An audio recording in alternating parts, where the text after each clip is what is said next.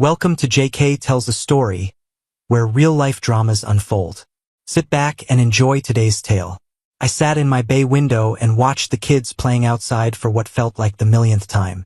Every evening I did the same thing, listened to my favorite Billy Joel albums and watched the kids play. I saw Connor Davis, Mason Reed, and Ethan Burke tossing a Nerf football around. A minute would pass, and Tyler Brennan would come running in from the next street over to join them. Tyler was my son. I wondered how I'd let myself get into a situation where the only way I could see my son was through a window.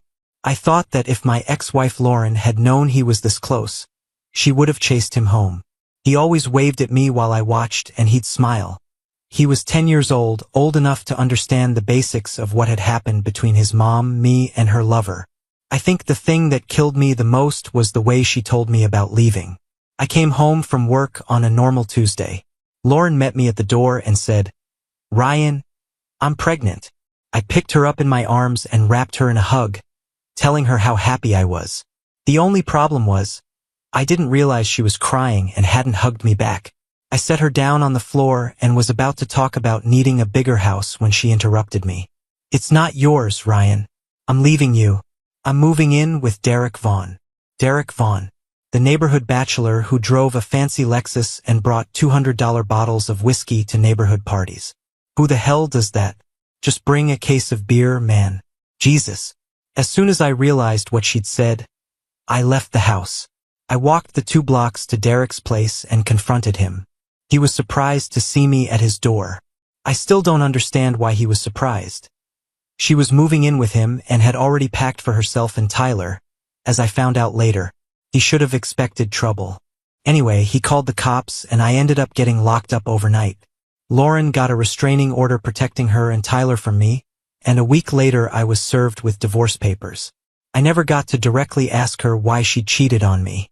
The Nerf football game ended when Ethan got called in for dinner. Tyler blew me a kiss goodbye. I pointed to my mailbox on the curb and smiled. When Tyler opened it, he jumped into the air and shook his fist. I heard him yell yes, as if he was right next to me. I'd left him a cell phone. My ex said he wasn't allowed to have one until he was 12. I agreed with her that he was too young. I just wanted to mess with her, and I'd deal with the consequences later. My sister said she would take the blame for giving it to him. He pulled out the note I'd left. "Tyler, I love you more than anything in the world, but you have to hide this phone. If you get caught with it, tell your mom Aunt Melissa gave it to you. You have unlimited data, so you don't have to be connected to Wi-Fi to use it. I've put money on a card so you can buy games and stuff from the App Store. You also have a music subscription, and I've downloaded all of Billy Joel's music for you, so enjoy. I'm sorry I messed up and can't see you, but I miss you every day. My numbers are programmed, as are Aunt Melissa's and Grandma and Grandpa's. Please don't call my number unless it's an emergency. I'll get in trouble with the police. There's a number programmed under the name Mike. It's my number for another phone that can't be traced. You can text me on that number anytime, but don't call me Dad in your messages. Sorry, buddy, but this is the way it has to be for a while. Leave this note in the mailbox. I love you." The smile on his face melted me, and I broke down. He crumpled up the note and put it back in the mailbox. He grabbed his phone, headphones, and charger and left the packaging behind. He yelled, "I love you," and ran off. Billy Joel was my favorite rock singer, and Tyler and I always joked about him. Tyler would say he hated Billy Joel's music, but I knew he liked it. Every once in a while, Tyler would throw in song lyrics during conversation to see if I'd pick up on them. Yeah, it's weird, but it was our thing. I remember when Tyler got a D on a test, and Lauren told him, "You're a straight A student, Tyler." Without missing a beat, he replied, "I guess I think too much." I laughed. Lauren got mad, not realizing it was a play on the old "It's still rock and roll to me" lyrics. Like I said, it's weird, but it's our thing. I worked for a construction company as a jack-of-all-trades mechanic. I did everything from small cars to big cranes, and I'd been doing it since I got out of high school. It was good money, and I had a winter vacation every year, which gave me a nice break. Lauren was a teacher. We met at a country bar in Dublin and hit it off right away. She never complained that I was a mechanic, and I never complained that she was a teacher. It was a casual courtship and we were married 3 years after we met. We bought a 2-bedroom ranch-style house, planning to move as needed. I guess in her idea of moving up, I wasn't part of the upward progression. I must have been an idiot because I didn't know she was cheating on me until she told me she was carrying that guy's baby. Nobody liked Derek. Guys tolerated him, barely, and that was only to drink the Johnny Blue he always showed up with. The ladies avoided him like the plague. Everyone except Lauren, I think. I never wanted to know why or how it started, but I couldn't help thinking it was clear she needed more than a mechanic as a husband. It didn't matter that I had a stable union job with a pension and benefits. Hell, she never complained about money. We had a good amount saved. We went on vacations to Disney. She bought herself all the clothes she wanted. So I was truly dumbfounded. The only hint that anything had changed was that she started disapproving of my job. Toward the end, it didn't matter that I was making more money than her. No, I'd become a grease monkey. The first time she called me, that was when I was wiping my hands after an oil change. She walked past me into the garage, and I grabbed her and pulled her to me to kiss her. I got dirt on her cheap cotton t-shirt and she was furious. "Damn it, Ryan. It's a new t-shirt and you ruined it." I laughed. "Baby, it's a $5 t-shirt from Walmart. I'll buy you a dozen for another hug and kiss." I leaned in, and she pushed me away. "Hurry up and finish this, you fat monkey. I have to go to the store." After that, she started calling me monkey whenever she addressed me. She called me by my first name to my face, but I quickly grew tired of the barb. She'd been living with Derek for a few months now, and the divorce had just been finalized when I gave Tyler the phone. The restraining order had been contested by my lawyer, but I'd screwed up and violated it when Derek dared show up at my neighbor's barbecue with his new family in tow. I knew I should leave, but as I was heading out, I hugged Tyler. Derek made a comment about the growing baby in Lauren's belly being his and said something insulting to me. I lost my temper. Luckily, my neighbor and his wife told the cops that Derek was blocking me from leaving. I wasn't arrested for the incident or for violating the restraining order. However, at the next hearing, they used the incident to prove they still needed the restraining order. A month after I gave Tyler the phone, we exchanged texts every day. They didn't include declarations of love or mention that I was his father, but I was aware of his daily life, which is what I wanted. I was surprised he hadn't been caught yet, but we were having a good time. One night, I heard the landline phone ring, and it surprised me. I'd never gotten a call on it, only messages from Tyler. "Tyler, you shouldn't be calling." "Dad, help!" he yelled. Derek was hitting Mom and pushed me. I got a cut on my head from hitting the door. I tried to help her, "Dad." But, "Tyler, I'm on my way. Get out of the house if you can. Run over here. I'll call the police to help your mom." He didn't answer. Instead, I heard rustling and Derek's shouts. I rushed out, running toward their house. Screw the restraining order, I had to help my son. I forgot to call 911, but I still made it to the house quickly. I kicked in the front door and saw Tyler crawling under the dining room table, trying to avoid Derek, who was trying to grab him. I saw Lauren lying on the floor in the hallway. She was moving, trying to get up, but she was having trouble. I hoped her nearly premature baby was okay, and then I wondered why I didn't care. Derek lunged at me in a rage. He clumsily tried to grab my shoulder. I ducked and shoved him through the door and onto the steps. He fell to the sidewalk, rolling onto the grass and looking dazed. "Tyler," I shouted. "Call 911 and tell them we need the police." "Okay," he called back. Keeping my eyes on Derek, I felt a touch on my shoulder.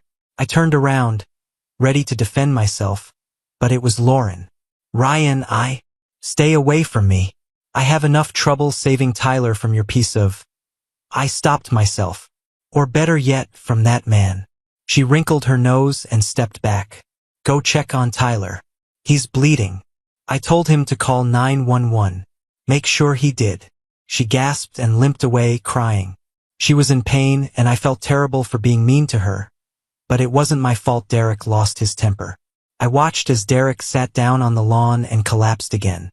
I smiled, thinking he must have banged his head hard on the sidewalk. It occurred to me that I wasn't supposed to be anywhere near the house, so I walked a few houses down. I figured I might as well follow that stupid order, even though I'd already broken it by helping Tyler. I gave Derek a swift kick as I passed him. I was starting to like doing that. Trey Jackson, Derek's neighbor, laughed and followed me as his wife, Ziona, went inside to take care of Lauren and Tyler. Another neighbor I didn't know was making sure Derek stayed put. "What happened, Ryan?" Trey asked when I stopped and sat down on the grass about 200 feet from the house. Tyler called me for help and said Derek hit Lauren and pushed him. I ran over to help. Jesus, we heard the screams, but we had no idea he hit them. "I'm so sorry. Don't worry about it." Then I laughed. I didn't even have time to confront him. He jumped on me, and I just shoved him out the door. We laughed together, and then the police arrived with an ambulance. "Trey, would you mind telling the cops what happened? Let them know I'm staying here because of the court order." "Sure, Ryan. I hope everything turns out okay. We all know you didn't deserve what happened." "Thanks, man." I watched the cops talk to Trey, another neighbor, and an already awake Derek.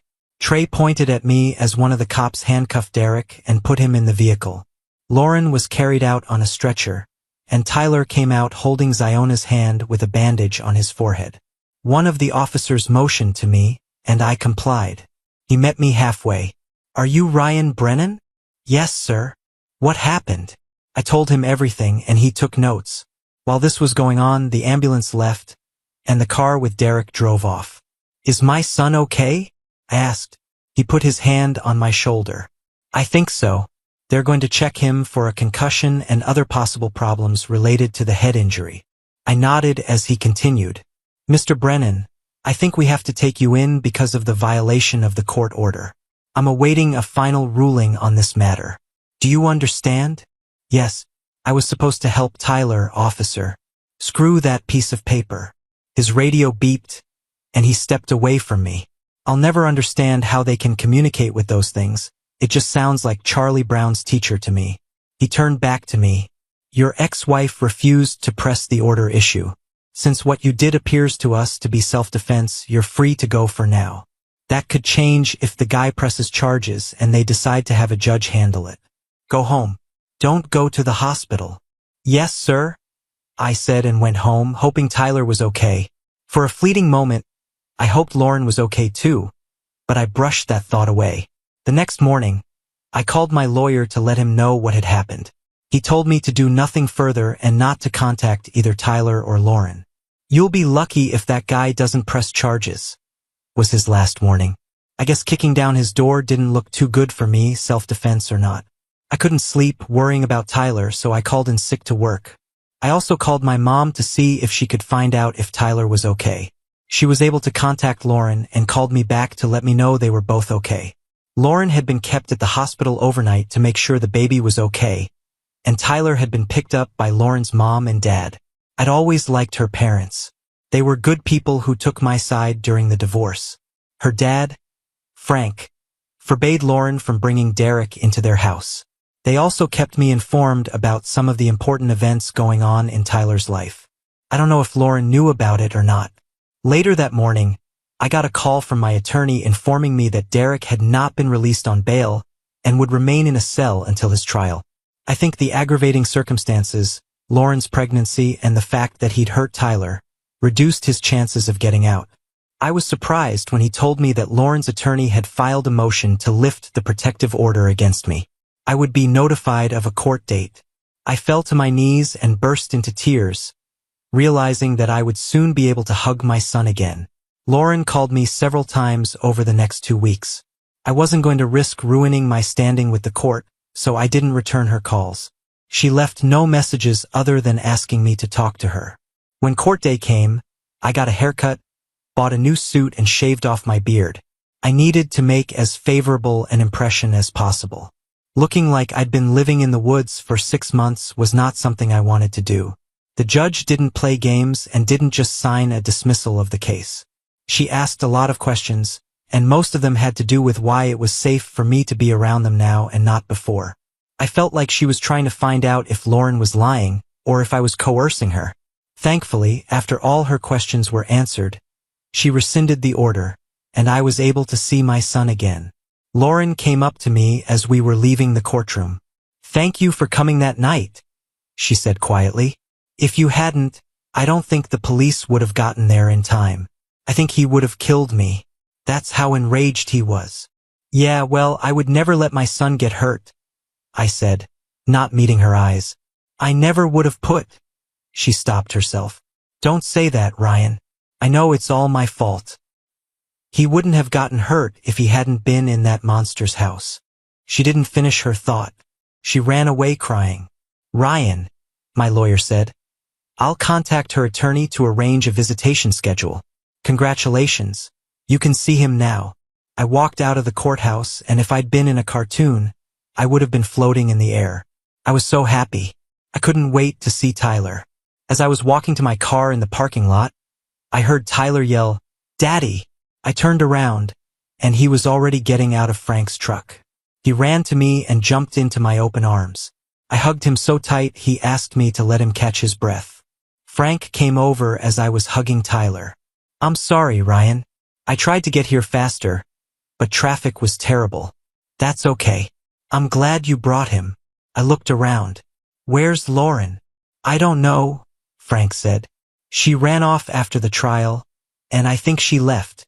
"Ryan, why don't you take him with you for the rest of the day? Maybe we can have dinner together and catch up." I frowned. "I'm not sure I can do that. We don't have a visitation schedule yet." "She might. She doesn't mind." I heard from behind me. I turned around. Tears were streaming down Lauren's cheeks. "Come on, spend some time together," she said. "If you want, I'll bring an overnight bag, and he can stay the night." "May I?" I asked Tyler. She nodded, and I thanked her. My heart snapped at the sight of her. I felt sorry for her at that moment, and I don't know why.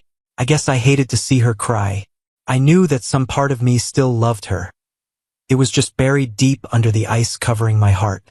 Since it was summer and Tyler was out of school, I took a few days off and spent as much time with him as I could. Lauren was being gracious, and I knew she was sorry for what had happened. She'd moved out of Derek's house and into her parents' house. I wondered how it would go with the baby. I didn't realize it right away, but she went into labor. While she was on her way to the hospital, I asked if Tyler could stay with me for a few days or a week. Patricia, her mother, brought Tyler over and said she would let me know how it went. I didn't care about her illegitimate child, and I made that clear to Patricia. She wasn't happy with my attitude, but she understood. 8 hours later, my life was turned upside down again. Frank called me. "Ryan, she had a beautiful baby girl. You have to come here and see her." I sighed. "Frank, I don't care about her baby. I'm glad she's healthy. But, Ryan, shut up and come here now.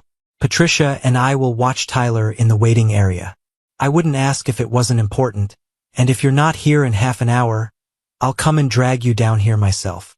The line cut off, and I stood there, wondering what the hell was going on. I called Tyler and told him we were going to the hospital. He got excited, probably wanting to see his new sister, but I wasn't sure he'd be allowed to. We walked by the gift shop, and Tyler asked, "Dad, can we buy her a teddy bear?" I was about to say no, but then I realized he was referring to his sister. I let him pick one, and he was happy. We raised a good kid. Too bad Lauren ruined our family. Frank and Patricia were waiting for us and smiled when they saw Tyler carrying a pink bear. "Thanks for coming, son," Frank said. "I had no choice, Frank." Patricia laughed. "She's in room 1812. Lily was just brought in for a feeding." I sighed. Lauren had named her after my mom, and I wasn't thrilled about it. I nodded and walked down the long maze of corridors. When I reached her door, I heard her singing softly to the baby. I was pierced with sadness. It was the same lullaby she'd sung to Tyler when he was very young. "Lullaby, good night, my angel."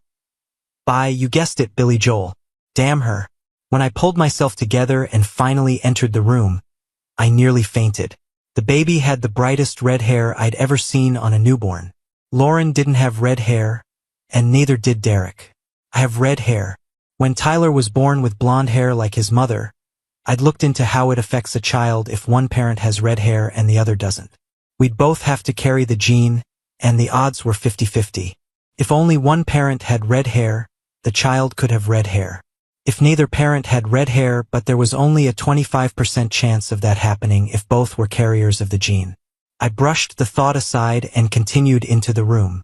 Lauren forced herself to smile through her tears. I think I made a mistake, Ryan. I looked at her, shook my head, and left the room.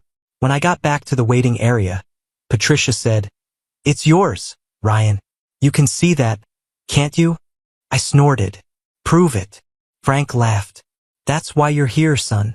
They already gave the order to the lab for you to turn in your saliva or whatever they do to test your DNA. You just have to go downstairs and do it." I shook my head. "It's not going to change anything." She broke my heart. "That means everything, Ryan," Patricia pondered. "Everything." 3 days later, Tyler was eating cereal when I walked into the kitchen. "Any plans for today, Daddy?"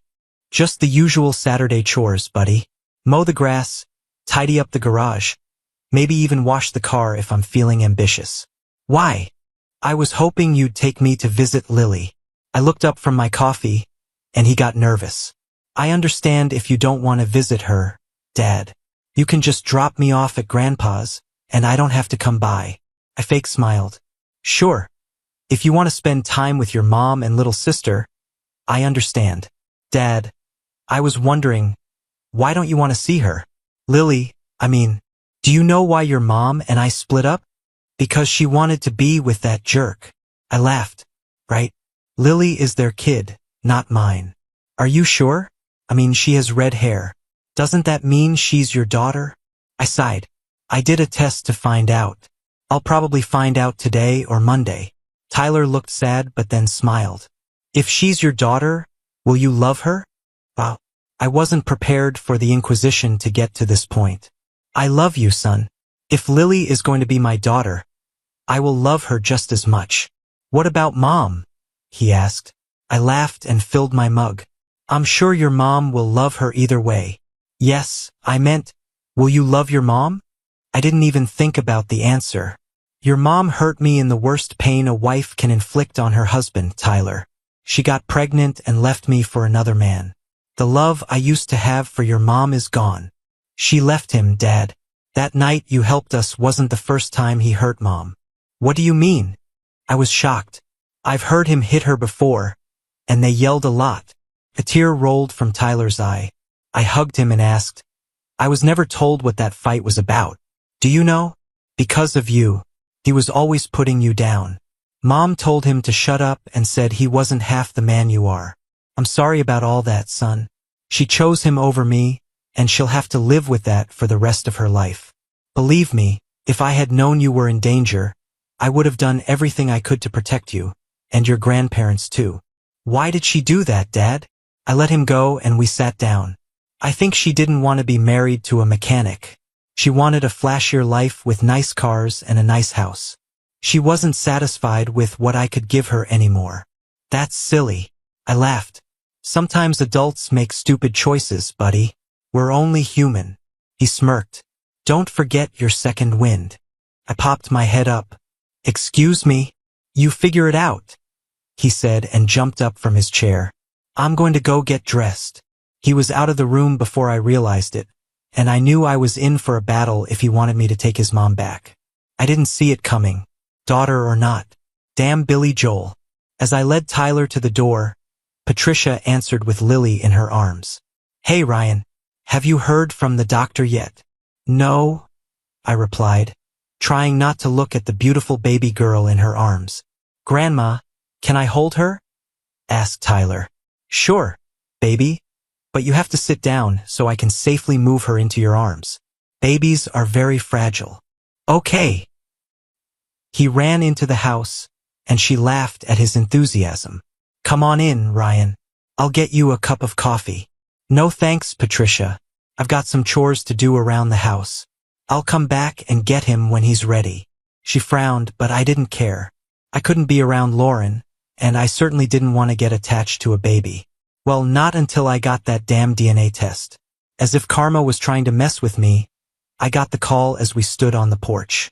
"I'll take the baby inside and leave you two alone," she said. "Ryan Brennan," I answered. Mr. Brennan, this is Amy from the lab at St. Alex. We have the result of your DNA test. I took a deep breath, not sure if I wanted to know or not. Okay, what's the verdict? A positive match. We can confirm your... I interrupted her and pressed the end button.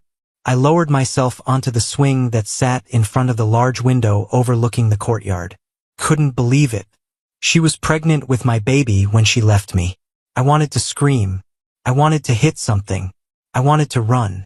But I knew I couldn't do any of those things. I needed air. I'd been outside before, and the air wasn't any fresher. It was like someone was sitting on my chest. The next thing I realized was that I was crying. Not sobbing, but tears were running down my cheeks.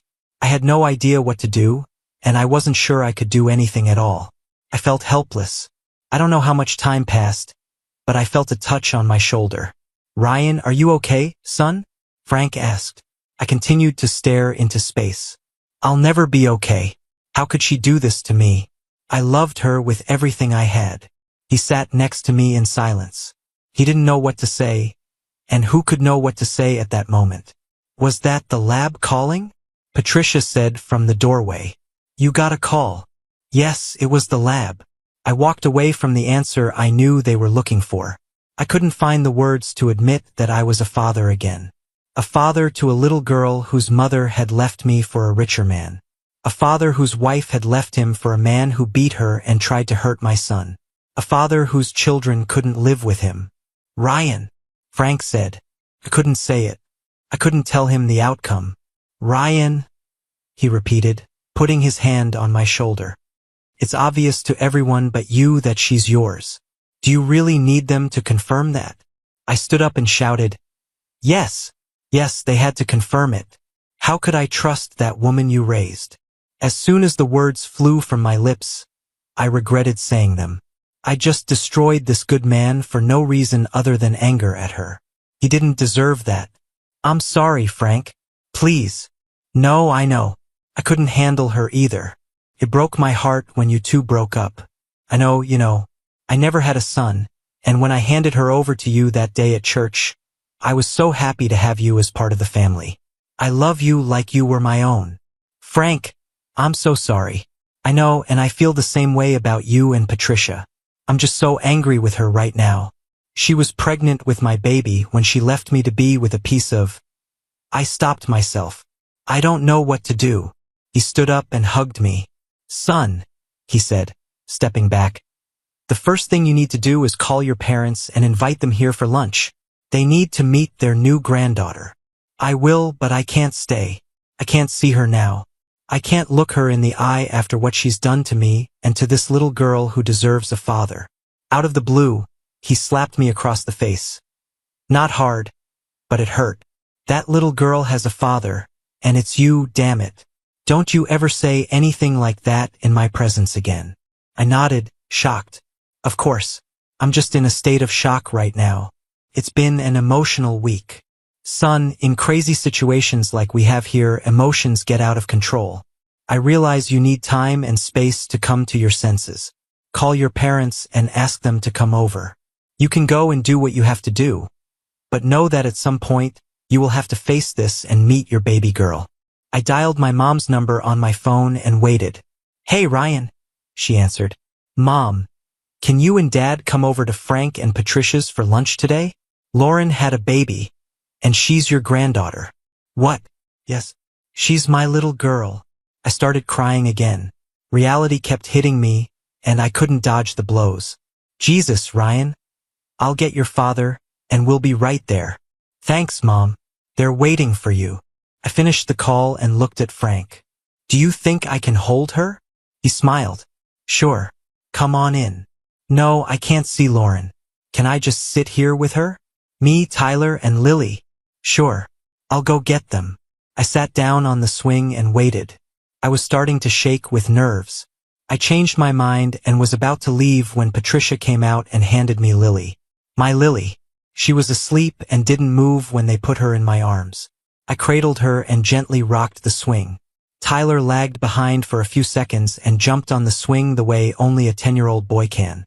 Isn't she pretty, Daddy? She could be Batgirl for Halloween. We all laughed. You bet. You could be Batman and she could be Batgirl. Or Poison Ivy. Both are red-headed comic book heroines. As if on cue, she woke up and started crying. Looks like someone's hungry, Patricia said. I'll take her, Lauren said from the doorway.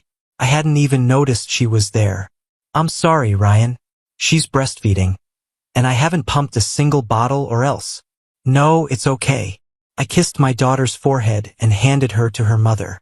I was about to say goodbye when my parents pulled up in the driveway.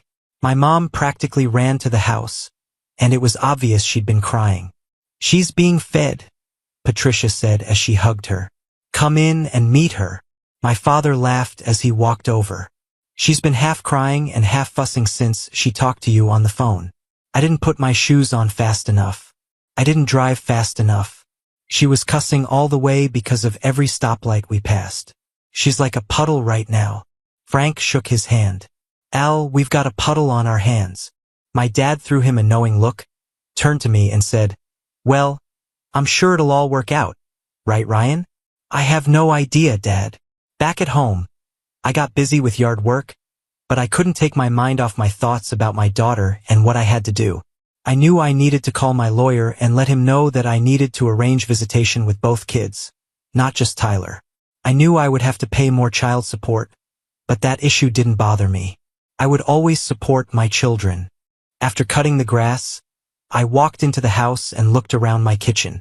It seemed like I'd just taken all the child-proofing off the cabinets, and now I would have to put it back on. I was glad I'd saved all those little things in a box in the attic. I realized that I would have to take down the crib and other baby furniture that we'd kept and Lauren had left behind. I guess Derek could afford new things for the baby, so why use the old stuff we'd inherited? I didn't like that Tyler would have to share a room with the baby when they came to visit, and my room wasn't big enough to put a crib in, so it would have to be put in the family room. Maybe I'll have to get a bigger house after all, I thought. I cleaned up the house a bit. I'd forgotten what a mess a boy could make. After Tyler had been gone for so long, cleaning had never given me so much pleasure. I was just settling into my favorite patio chair with a cold beer when the gate opened. You in here, Ryan? My dad called out. He and Frank walked around the house and sat down across from me. Can I get you guys a beer? I didn't wait for an answer. Realizing that if they were alone in my house, it meant business was serious and they needed a drink. I went into the house and pulled out a cooler bag with the 11 bottles of beer I had left from the 12-pack. Okay, guys, give it to me, I said. Dad laughed. You think we came here for a heavy conversation or something? Something like that, I snorted. It's not that bad, Ryan, Frank said. We know your mind is in a daze, in shock, and probably 100 other things we can't describe. We know you've gone from blissful ignorance, abandoned, no contact with your boy, to a newly identified father. Son, that would crush a weaker man, my father said with a grim look. You're going to be a daddy to this little girl. We know that. I nodded, waiting to see where he was going with this, and I didn't like the look or sound of what had happened so far. Have you given any thought to your relationship with Lauren? I laughed. Not a giggle, not a cocky chuckle. I laughed at the top of my voice. There is no relationship with Lauren, Dad. She threw me away, deciding she'd found a better option. What are you waiting for? You think I'm going to run to Frank and Patricia, pick her up, and bring her home like she's been off on a trip? Are you out of your mind? No, Ryan, not a chance in hell. Do you understand? Not one chance. I'm not the one for her, and having another baby with me won't change that. She thought it was his child. That's why she went to him, Frank said, defending his daughter. Are you listening to yourself? I don't know if I was foaming at the mouth, but I'm sure saliva was flying in all directions as I yelled at them. She thought it was his baby? How could she allow the possibility of having a child with another man if she didn't sleep with him before she left me? She cheated on me, and who knows for how long. She betrayed me. She broke my heart into bloody pieces and threw them out with the garbage. Just because Lily is my child doesn't change that. Ryan, we get it, my dad said. You don't understand, I shouted. She wanted to trade up. She wanted a fancy Lexus and a landscaped yard, trips to Europe and Mexican beaches. She screwed up and picked the wrong guy. If she thinks she can resort to me as a plan B, let her forget it. I turned around and walked into the house. I locked the sliding door and closed the blinds, hoping they'd take the hint and leave me alone. I hated yelling at those two, but I couldn't take it anymore. There was no word from them about picking up Tyler, and it was getting close to dinner time. I didn't know if I should call or just go get him. I didn't feel like driving over and sitting around waiting for him to get ready to leave. I wasn't ready to face them, and neither was Lauren. That issue was resolved when I got a text from Patricia. We're taking Tyler to Red Robin for dinner. You can join us and drive him home from there. I didn't even think about Lauren and the baby going with them. Who would take a 3-day-old baby out to eat? So I decided to join them. What's the worst that could happen? I figured Tyler would be a good buffer and keep us from getting too deep into Lauren's future. I didn't expect the little Judas, named after me no less, to go on the attack. When I walked into the restaurant, I saw them sitting at a table, digging into a tower of onion rings. The sight made me smile but also sad at the same time. Tyler always insisted on onion rings when we went out as a family. Hey guys, I said, smiling as I sat down. Everyone was in a good mood, and the conversation started easily. Things changed after dinner. Dad, Tyler began, I think we need a bigger house. I laughed. That's what I thought. I can't imagine you and your sister sharing a bedroom when you come to visit. No, Tyler said firmly. Tyler, calm down, Patricia chided. We need a bigger house so Mom and Lily can move in, and we can all be together again. I don't want to go back to Derek's house. Son, you're never going back there except to get your stuff, I said. He's going to jail. He smiled radiantly. Thank God. I miss my old room in our house. Frank frowned. Tyler, didn't your mom tell you? Your mom and Lily are going to stay with us for a while. Your mom will find a new home for you to live in very soon. If that's the way it is, I want to stay with Dad. Why can't I do that? Tyler, it's complicated, I said. The judge gave custody of you to your mom. I'm very lucky that your mom is letting you spend the last few days and the next week with me. That's not fair, Daddy. Why do I have to suffer? I looked at Frank and Patricia for help and saw from the looks in their eyes that I was alone. Parents versus grandparents, I guessed. Tyler, you're too young to realize this, but it's not fair to me either.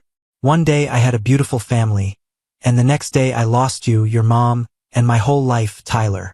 I lost everything I loved with one sentence from your mom when she told me that.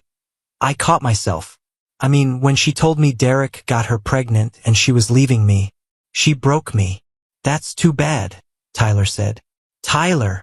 Frank and Patricia shouted in unison. Now they've stepped in, I thought. She knew she'd made a mistake. That's why they had the fight. He was a jerk who lied to her all the time.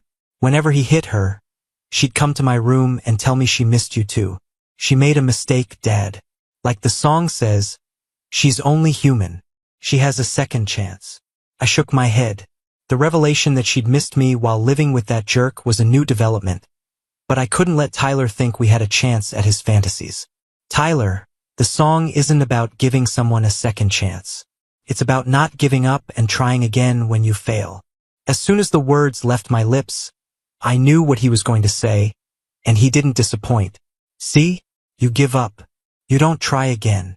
I took his hand. Son, if I could go back in time and change what I did to make her leave me, I would do it in a heartbeat. I loved your mom more than anything in the world. When you came along, my life became complete. I had everything I could ever need. I had the world hanging on a string, and your mom cut that string. I'm not saying this to make you mad at her. She loves you as much as she ever has and never stopped. I'm telling you this so you can understand how I feel and why I can't just take her back. Frank spoke up. Well, I think we should call it a day. It's been a long day. I looked up and nodded. That's a good idea. Let's go home, Tyler. Tyler didn't calm down. We had a conversation like this once a day while he was with me. Eventually, he tried a different tactic and became more polite and dispassionate, but it still didn't help. 10 days after Lily was born, Lauren showed up on my doorstep. Hi, Ryan. Can I come in? I waved her inside and called out, Tyler, Your mom's here." When he burst into the room, it was like a herd of elephants running through my little house. "Hi, Mom," he shouted, nearly knocking her over with his hug. "Where's Lily?" "She's visiting Grandma and Grandpa Brennan." "Oh, good." He ran off to his bedroom. I turned around. "Are you here to take him home?" "I'll go get him ready." "No, Ryan. I'm here to talk to you, if that's okay with you." I don't think I hid my frown well enough as I gestured for her to sit down. "Can I get you something to drink?" I asked, feeling awkward about her sitting in the same room with me. "No, thank you, Ryan. Due to circumstances, I never got a chance to talk to you before the divorce." "Circumstances? You mean that restraining order you put on me that almost cost me my job?" She frowned and looked away. "That was Derek's idea. He wanted revenge for your confrontation." "Confrontation? Jesus, you have some serious reality perception issues. It wasn't a confrontation, it was retaliation. He took my wife and I had to act. You didn't have to confront him at the barbecue." "Probably not, but he also didn't need to insult me in front of Tyler when I tried to walk away and honor your court order. You knew I was going to be at that party. You shouldn't have gone there." She looked away again. "You know he was in trouble after that. You probably caused some internal injury or something." "He never told me what was wrong." I laughed, and I can't recall a time when I've laughed harder. It took a few minutes before I calmed down enough for her to continue what she wanted to say. "Get to the point, Lauren. While I appreciate what you've done for Tyler this past week, I'd like you to leave as soon as possible." She sighed and continued. "You keep telling my parents that I'm trading up with Derek. That's not true." I was about to object when she held up her hand. "I know I called you a grease monkey, and maybe it gave you that impression. I'm sorry about that. I have no complaints about your work. I never have.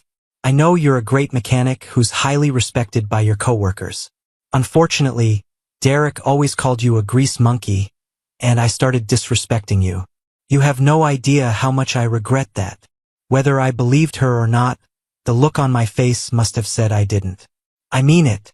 I'm sorry I disrespected you so much." "Whatever you say, Lauren. Apology accepted. Anything else?" "Yes, plenty." I stood up. "Then I need a beer." I didn't bother to ask if she wanted anything. The time for hospitality was long past. When I returned to the living room, she was pacing like a death row inmate. "Well then," I said, "get down to business." She held up a picture of us taking Tyler to Disney World for the first time. "Remember how excited he was when he realized we were at Disney? I'll never forget that moment of sheer joy we all experienced." I nodded while a tear rolled from her eye. "I never loved Derek. In my hormone-clouded mind, I was pregnant with his child, so I had to be with him to raise the baby. My mind was such a mess that I didn't even think about the fact that she could be your child. I don't even remember being with you while he and I were having an affair." I laughed. I don't know if I found what she was talking about funny or if the memory of that night had knocked her off balance. "It was just before Christmas. You came home from shopping with my sister. You opened a few bottles of wine. She passed out on the couch and I carried you to bed. I'm not surprised you don't remember anything. You were very drunk." She nodded. "I notice you're trying to blame the divorce on hormones. It certainly wasn't hormones that got you into his bed." She shook her head. "To my eternal shame, I bought into his delusions and let him seduce me. If it's any consolation, it wasn't a very long affair. The first time was on Black Friday. After that, I met him every Saturday morning when you left for work. We stopped when you had winter vacation before New Year's. We started again when you went back to work at the end of February. And by St. Patrick's Day, you found out I was pregnant and I left you. I knew I was pregnant in February. I decided that Lily was Derek's baby, and I had to tell him. He was so excited that he started planning our life for when I would leave you. Up until that point, I hadn't even considered leaving you for him. He convinced me that we were good together and I should divorce you and let him raise my child. It was the stupidest thing I've ever done in my life. Much stupider than what I did to him the first time. I crossed my legs and leaned back. So, Ryan, I never stopped loving you.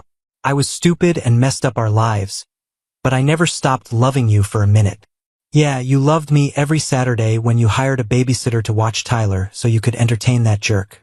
Did you love me when you said you were divorcing me? That doesn't sound like love to me. She began to sob. Okay, Lauren, you've told me your story. Now you can go. She shook her head in refusal and whispered, please give me a second chance. For Lily's sake. Okay, you should go now. I appreciate you letting Tyler stay with me more than you can imagine. But I can't listen to nonsense about you coming back.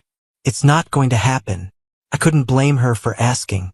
She was in trouble without a paddle after losing her lover. She could only hope that I loved her enough to forgive her and take her back. I knew I still loved her on some level, but I couldn't imagine myself accepting her back. It didn't matter how many people, including my son, thought I should do it. I sat by the window listening to Billy Joel and watching Tyler play. I reflected on how my life had turned in the last 2 weeks. I should have been happy just having Tyler back in my life, but things had turned out differently. I had a daughter that I never had the chance to fall in love with while she was in her mother's womb, but I fell in love as soon as I saw her. The problem was that when she was only a week old, I never got to see her. I couldn't imagine having such an emptiness in my heart over my baby, Lily. I really wanted to go to Lauren's parents and see her, but I didn't want to see my ex, especially after she begged me to give her a second chance. I'd gotten a call from my attorney the day before, and he'd drawn up a standard visitation schedule for both kids and a modified child support agreement. They had to coordinate it with Lauren's attorney, or we would have to go back to court. I was hoping Lauren would be reasonable and not drag me back to court, but I had a hunch it wouldn't go painlessly. The only leverage I had was her desire for a second chance, and I dashed her hopes for that. Hi, Dad, Tyler shouted, running into the house. Do I have to go back to Grandma and Grandpa's house today? Yes, your sister's schedule works out now, and your mom got into a rhythm, so she can take care of you both now. Why can't I stay here? We've talked about this, Tyler. Your mom has custody of you, and there's nothing I can do about it. I'm just happy I can see you now. Me too. But what about Lily?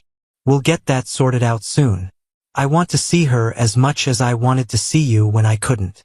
What's for dinner? I laughed at my child's ability to change the topic of conversation to food. How about we grill some steaks? He frowned. How about we go out for pizza? We can pick up Lily on the way. Lily can't eat pizza yet, buddy. She's going to be breastfeeding for a long time. Okay. Then we can take Mom with us so she can feed Lily. I shook my head. I know what you're trying to do, Tyler. It's not going to happen. Your mom left me for another man. We'll never be together again. Whatever you say. He ran off to his room. I hoped the kid would soon realize that what he wanted wasn't going to happen. I pulled up to Frank's house and intended to walk Tyler to the door and see Lily. Since I couldn't spend any time with her, I had to make the most of every scrap of time I could. Hey, Ryan, Frank said as he opened the door. Tyler ran past him quickly, exchanging fist bumps. Hey, Frank. I was hoping to see Lily, at least for a little bit. She's just been put to bed. But you know babies. She's probably still wriggling around. Come on in. He led me into the spare bedroom where Lily's crib stood. Lauren sat in a rocking chair in the corner. I couldn't even make her out in the darkness of the room, but she said a whispered hello to me. I nodded and whispered, I just wanted to see her for a bit, if you don't mind. It's okay. Take a good look, because pretty soon you won't be seeing her again. What? I asked, louder than I should have, but the baby didn't move. Lauren, what are you talking about? Asked Frank. It's simple, Dad. If Ryan doesn't give me a second chance, I'll never let him visit her or Tyler. I'll fight like hell and do whatever it takes to make sure he never sees one of his kids. I was about to yell at her when Frank put a hand on my shoulder. Don't say anything you'll regret later or that she can use against you. I'm a witness to everything that happens in this room, and I'm not going to stand by and let her do this. I'm going to find the best father's rights attorney in the state, and we're going to fight her until the end. Lauren stood up. Dad, if you keep preventing my family from staying together, I will cut you out of my life, and you will never see your grandchildren again. Are you out of your mind? Said Patricia, entering the room. I heard everything you said on the baby monitor. If you think you can blackmail him into taking you back, you're in for a rough ride. Lauren. I'm begging you. Don't start a war you've already lost. Let's discuss this in the kitchen, Frank intervened. He probably sensed my impending outburst. They all left the room, and I spent a few extra seconds with my baby girl. I put my finger in her tiny hand and almost cried when her little fingers reflexively wrapped around it. She was so beautiful. I couldn't imagine living my life without her. I walked into the kitchen, hearing an argument. It wasn't so much an argument as it was Frank and Patricia berating Lauren for being stupid. Ryan, don't worry about a thing, Frank said. You're not alone here. I can promise you that. Lauren, where did all this come from? You divorced me. You made your choice. You're going to have to live with it. She frowned, and a tear fell from her eye. I made a mistake. You have to forgive me and rebuild our family. Lauren, I sighed. Your mistake was the affair that caused you to divorce me. Oh, please. You act like you're an innocent player in our little drama. If you had spent more time with me, I would never have fallen into the arms of another man. When you were working overtime, working weekends, coming home too tired to do anything except spend time with Tyler, where were you for me? How many times did you fall asleep in your chair watching TV shows? How many times did you make love to me in those 6 months before I gave in to that jerk's charms? I see, I said, not realizing there was a problem between us. So instead of talking to me and telling me how you feel, you started having an affair with the guy next door? You left me thinking you were having his baby. By then, you were already involved with him, but it was a conscious decision to entertain him the first time. You should have talked to me. I won't deny that what happened was my fault, but you handled it in the worst possible way, and I can't forgive that. She turned away and I continued. Lauren, you robbed me of all that time with my son because that guy told you to get a restraining order against me. How do you think I can forgive that? How can I forget all those nights I sobbed and fell asleep wondering if I would ever see my son again? And now you want to take him away from me again along with my daughter? It's not going to end well. It's not going to end well for the children. We can't go forward in war mode. We have to be able to get along for their sake. I'm sorry, but that doesn't mean reconciling with you and forgetting that you left me. She began to sob, and Patricia put her arms around her. Honey, please don't punish Ryan anymore. He doesn't deserve what you're doing to him. You ripped his heart out, and you're trying to do it again. It's over, honey. Lauren got upset again and buried her head in Patricia's shoulder. I looked at her, at Frank standing behind her with his hand on her back, and silently waved goodbye. I'd had enough, and apparently so had she. I just hoped she'd do the right thing. I knew I'd call my lawyer first thing Monday to be as alert as possible. I cracked open a beer and decided I needed to get off my backside and get back on the dating scene. It was more than clear to me that I wasn't going to get back together with Lauren again, blackmail or not, and I needed to meet someone. At that point, I decided to go out and see what I could find on the dating scene. Having not gone on a date in over a decade, I knew I was in for a shock. I had no idea how to talk to a woman I was interested in. I showered and ordered an Uber, figuring I would work things out as I went along. I looked through my closet and realized I needed to update my wardrobe. How much more cliché could I be? A divorced man with no decent clothes. I decided to call my sister and ask her to go shopping with me. She'd always picked out my clothes for me before Lauren, and I was sure she would do it again. I picked out a pair of khaki shorts and a golf shirt. There was probably some irony in Lauren buying this outfit for me, but I didn't care. I looked at myself in the mirror, and I liked what I saw. I was in good shape, had a full head of hair, and a 3-day stubble on my cheeks. Putting all this together with my steady job and money in the bank, I decided I was a pretty good catch. I put on my canvas sneakers and was ready to go.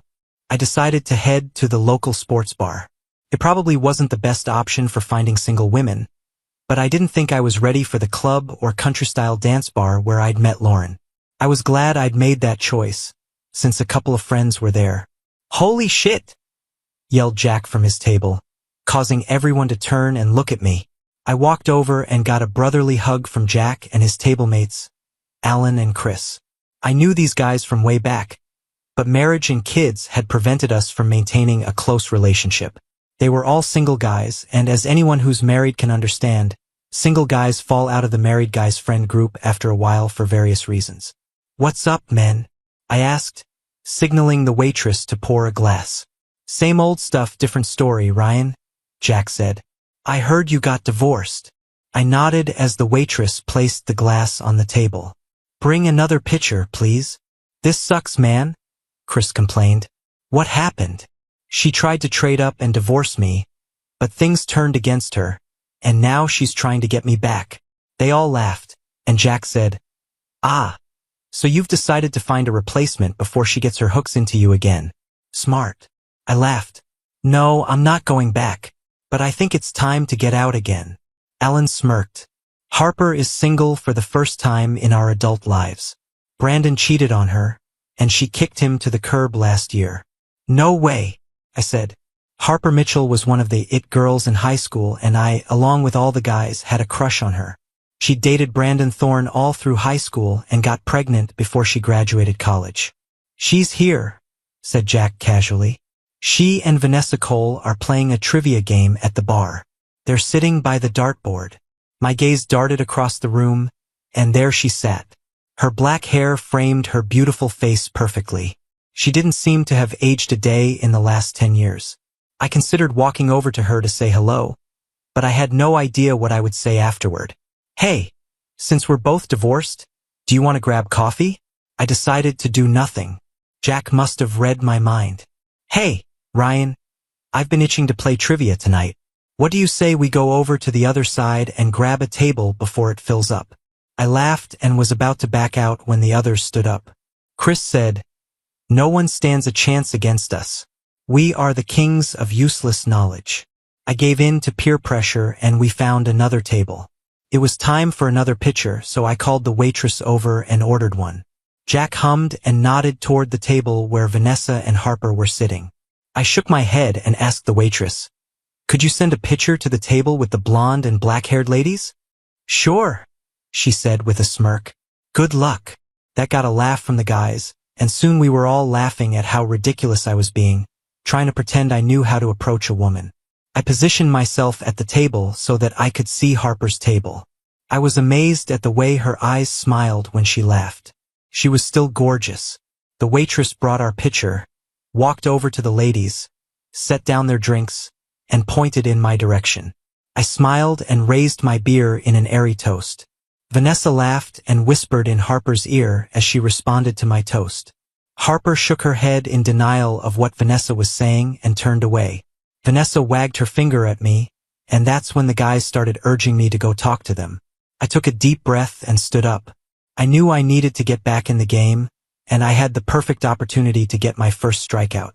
So I approached as calmly as possible. Of course, that meant I was shaking, and my hands were sweating profusely. Before I could say anything stupid, Vanessa took pity on me. "Ryan Brennan, you're not doing a good job of buying drinks for the women. You should be delivering them yourself so you can be thanked." I smiled as they giggled at me. God, I felt like a 16-year-old kid again. "I'm sorry, Vanessa. I wasn't sure you'd remember me. It's been a while." "Harper. Hi." "Hi, Ryan. Of course we remember you. No one forgets the cute guys they went to high school with." I must have blushed because they started giggling again. "I thought you were married, Mr. Brennan. What would Mrs. Brennan say about that?" asked Vanessa. I raised my bare left hand. "Divorced for over 6 months now."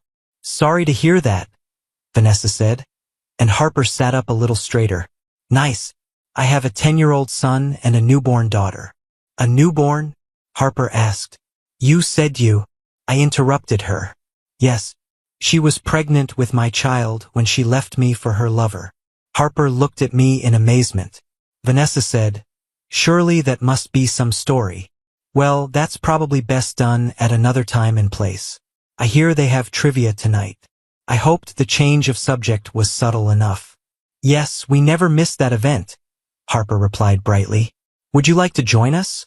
Or are your friends counting on you to lead them to victory?" "No, not at all. I decided to come today at the last minute. I didn't even know they were here." "That makes sense then," said Vanessa. "What is it?" "You didn't shave?" said Harper, making them both giggle again. I rubbed my cheek. I guess I'm a little unshaven. I thought I had a bad boy charm. This time they laughed. You can't be a bad boy in styled clothes, Harper said. They kept laughing, and I said, "Excuse me." I stepped back to grab a beer from my table. The guys threatened me with their fists, and Jack said, "Go get it, Tiger," which caused the others to laugh. They were probably hoping I'd fail so they could get more entertainment for the evening. Turning around, I saw the girls arguing. I walked back over and heard Vanessa reprimanding Harper for chasing me away. I smiled inwardly, surprising them by sitting down in an empty chair. "Miss me?" They turned and smiled at the same time. Damn, Harper was beautiful. It was all I could do not to stare into her sparkling eyes. Harper smirked. "Don't choke tonight. We're counting on you to win." "I'll do my best not to mess up." After several hours of playing trivia, we were 2 points ahead of a table of elderly people who looked like college professors. The host asked the last question and announced it was worth 5 points. This 1977 album contains the hits "She's Always a Woman" and "Just the Way You Are." I laughed, and the ladies looked at each other, perplexed. I took a piece of paper, wrote "The Stranger," and walked over to the presenter. Walking back to the table, I winked at the professors. "That was the easiest question of the entire evening," I said, taking a sip. "Maybe for you," Harper said. "I don't even think I've ever heard those songs." Vanessa laughed. "At least I know they're Billy Joel songs." "Don't worry, ladies. I'm a huge fan of his, and this is one of my favorite albums." And then the host announced the answer and us as the winners. We screamed and accepted the grand prize, a $50 gift certificate to the bar we were at. I let the ladies take it to pay their bill, which included food. "Well, I'm turning into a pumpkin," Harper said. "My babysitter doesn't want to stay until midnight." I stood next to them. "Can I walk you out?" They smiled and said in unison, "Please." As we walked, I was surprised when Harper took my hand. I looked at her, and I swear her eyes sparkled. I felt on top of the world and hoped she would agree to go out with me. "Well, here we are," Vanessa said. I didn't let go of Harper's hand but brought it up to my lips for a kiss. Then I felt like an idiot for doing it. "Harper, I'd like to see you again. Can I have your number?" "It would be my pleasure, Ryan." She took the phone I held out to her and dialed her number. "Saturdays and Sundays before noon are good for me. Sundays we have a standing dinner with my parents." "Great," I smiled. "How about we have dinner together on Saturday and then come back here for trivia? We have a title to defend." Vanessa laughed. "I'm still coming, you two." That made us laugh and I kissed Harper on the cheek. "Good night, Harper." "Vanessa, drive carefully." "I'm fine." I nodded and opened the door for Harper. Watching the ladies drive away made me feel good, and I hoped the feeling would last. Monday morning, I went back to work. At 9 o'clock, I took a break to call my lawyer and let him know about Lauren's threat. He said, "Ryan, don't sweat it. Her lawyer just faxed over a signed amendment to the divorce decree. She agreed to joint custody and the visitation schedule we set up. I'll have the original couriered soon, and once it's filed, we'll be all set. Congratulations." I was stunned. When I got home that evening, she was sitting on the steps with Tyler and Lily. "What's all this about?" I asked. "I brought you dinner to thank you for helping with Tyler for the last week or so, and to apologize." I saw the casserole dish behind her back and smiled. "Tuna casserole? Of course. It's always been your favorite dish. I hope that hasn't changed." "I'm looking forward to it. I can't make it the same, no matter how hard I try." "You should have called me." "I could have." She realized what she'd said and froze. "I'm sorry. I guess you couldn't have called me." "Well, let's go inside before the squirrels want their share," I said. She set the carrier down on the carpet, and I went to get Lily. "Oh no, you don't. I know how sweaty and dirty you are when you get home. Go take a shower. When you're done, you can hold her in your arms for as long as she'll let you." Sweaty and dirty. Yes, she meant that monkey thing. I silently prayed that God would give me the strength to stand my ground. Every time I saw her, my love for her died even more. The conversation at dinner was light, and after dinner, she told Tyler to play in his room while we talked. She handed Lily to me, and although cranky, she didn't cry. Newborn babies are pretty boring. They don't know how to do anything, and they can't hold their heads up. I always confused that with Tyler, and I had to keep reminding myself of it. I saw that Lauren was about to say something to me, and I said, "I'm supporting her head." She laughed. 10 years later, it's still a force of habit. I sighed. So what does it all mean? I knew she had signed the agreement, but I wasn't sure if she knew I knew it. I agreed to the visitation and child support agreements. She lowered her head, scrutinizing a stain on the carpet. What happened to, "Please give me a second chance"? Don't remind me.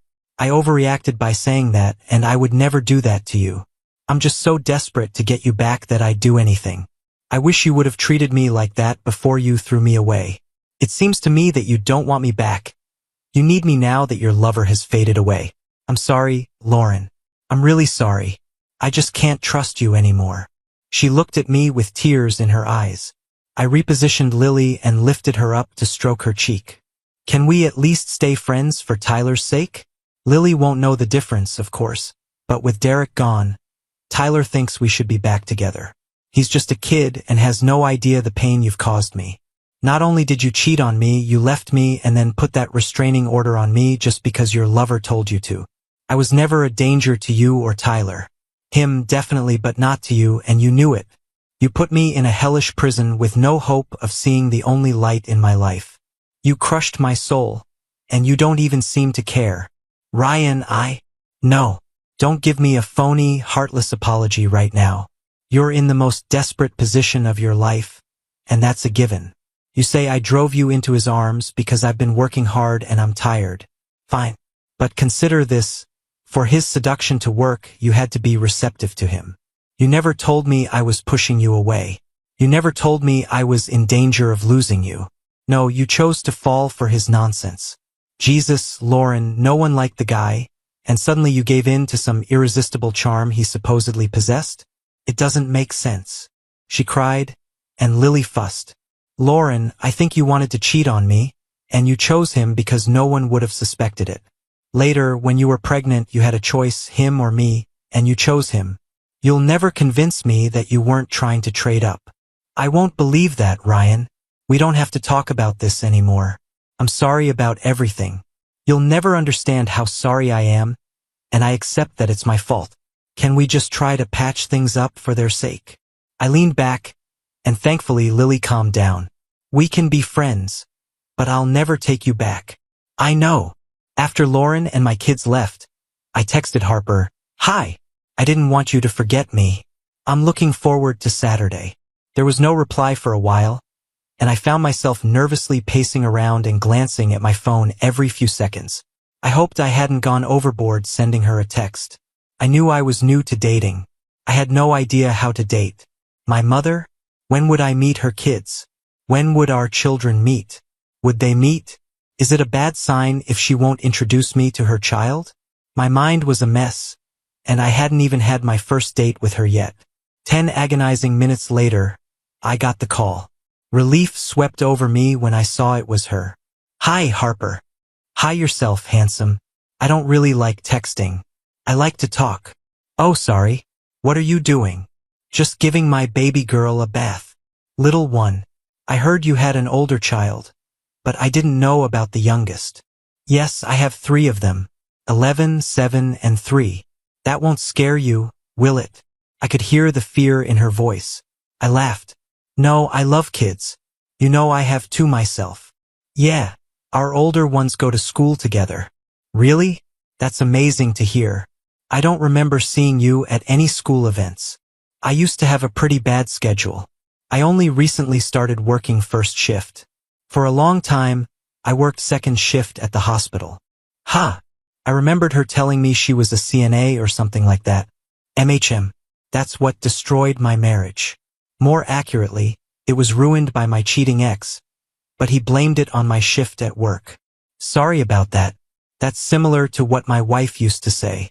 I worked too hard and was too tired or in a bad mood. Blah, blah, blah." We laughed together until she said, That's all nonsense. They cheat, and they need to blame it on everyone but themselves and their selfish behavior.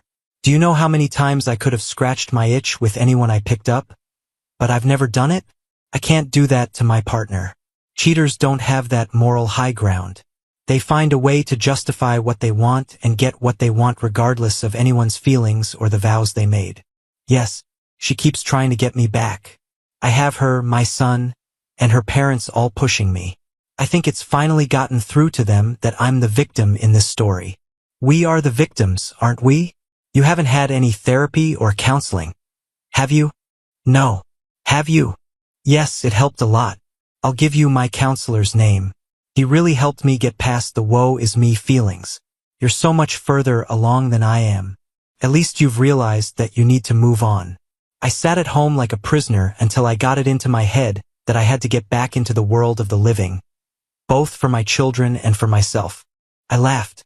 Well, you and I are a good match. She laughed and replied, That's for sure. That's why I've been looking forward to Saturday ever since you kissed me on the cheek. Oh shoot, I have to go.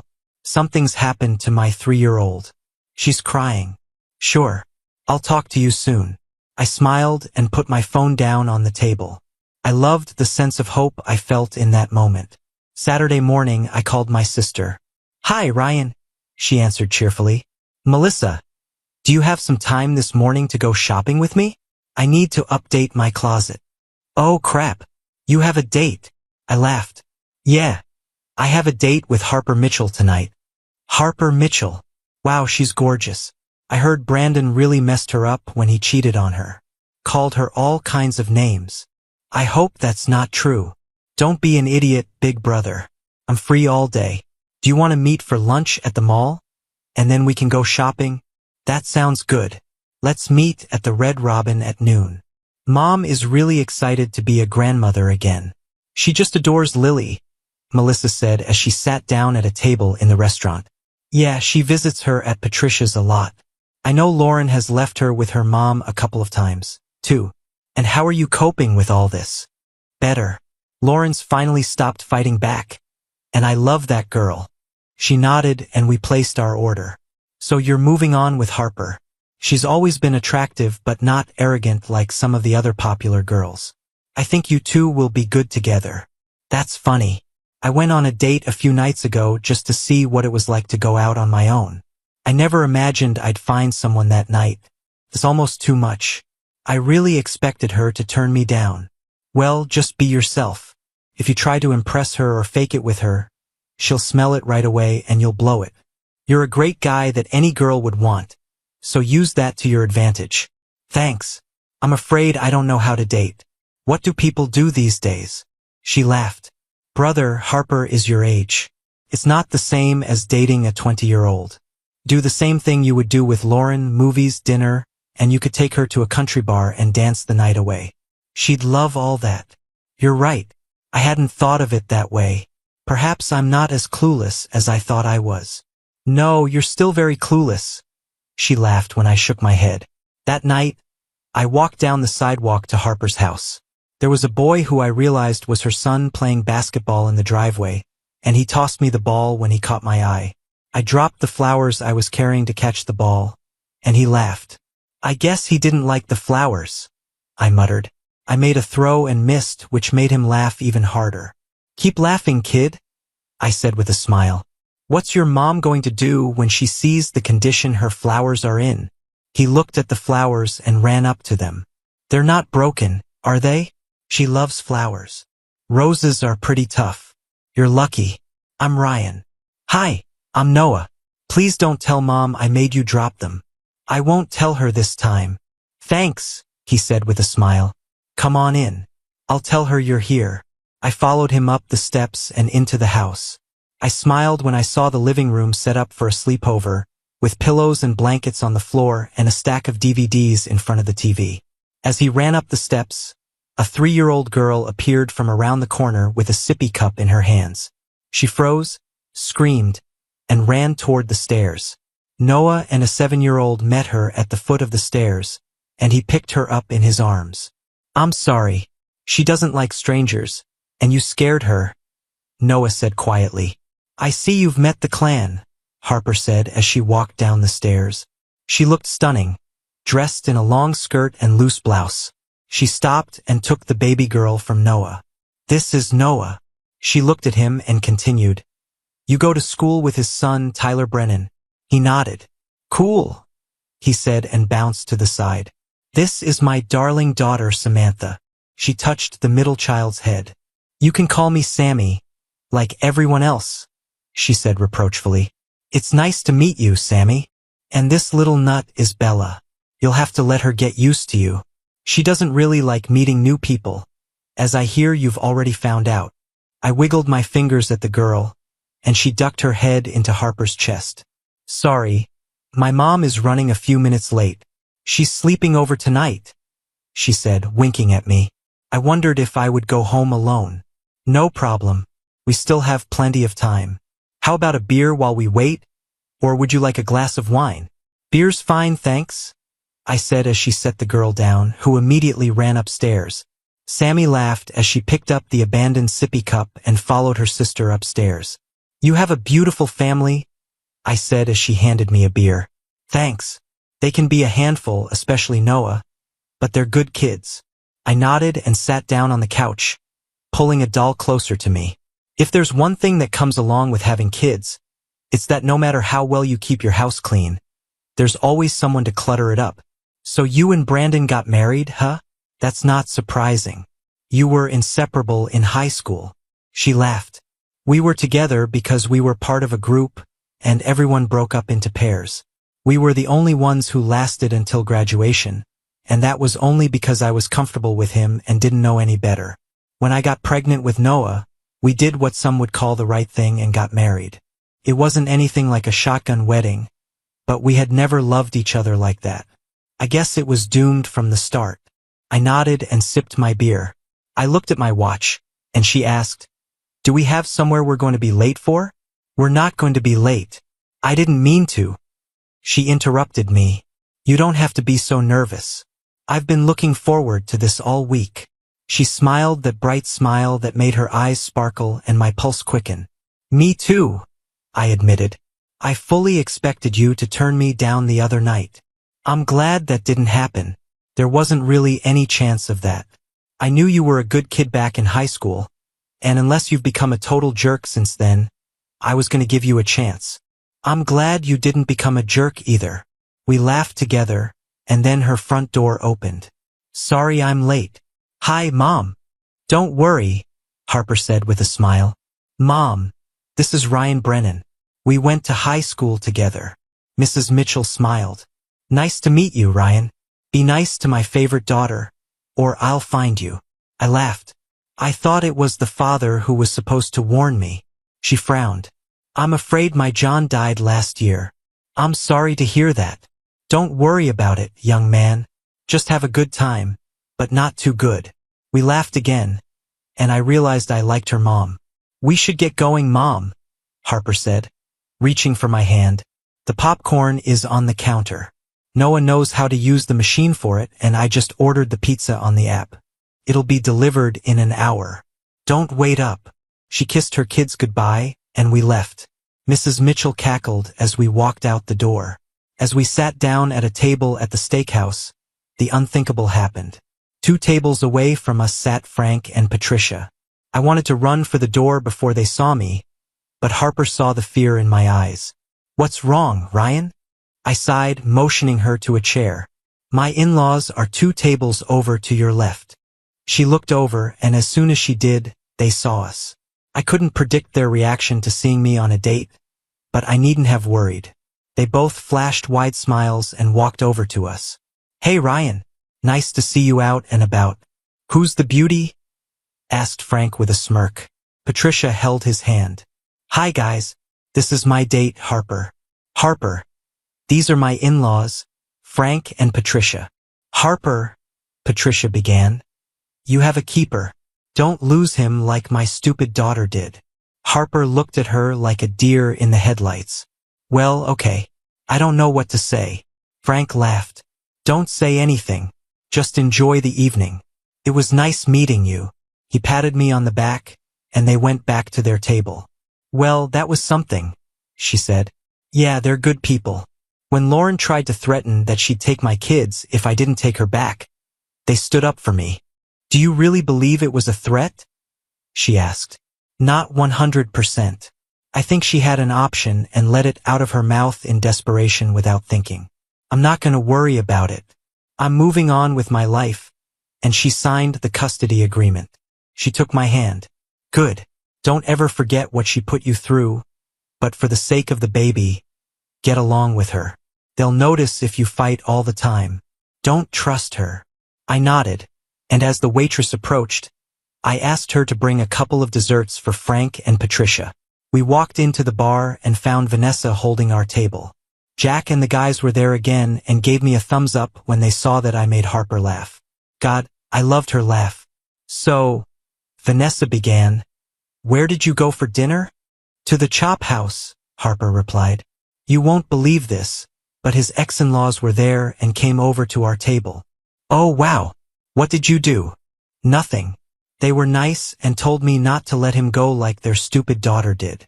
Wow, first date for the record books, Ryan. Are you ready to defend our title? You bet I am. I see the professors are back. I looked across at their table. One of them nodded, and the other ran his thumb across his throat as if to say I was a dead man. I liked good, trashy sign language. Well, we got lucky with the Billy Joel question at the end. We need to make a bigger impact tonight, Harper said, bumping into my shoulder. No problem, ladies. We can handle it. And we did. By the last question, we were up by a 10-point margin. The host tried to make it interesting and made the last question worth 12 points, but it was a question about some country and western singer that Vanessa was very fond of. As we walked Vanessa to her car, Harper and I put our arms around each other's waists.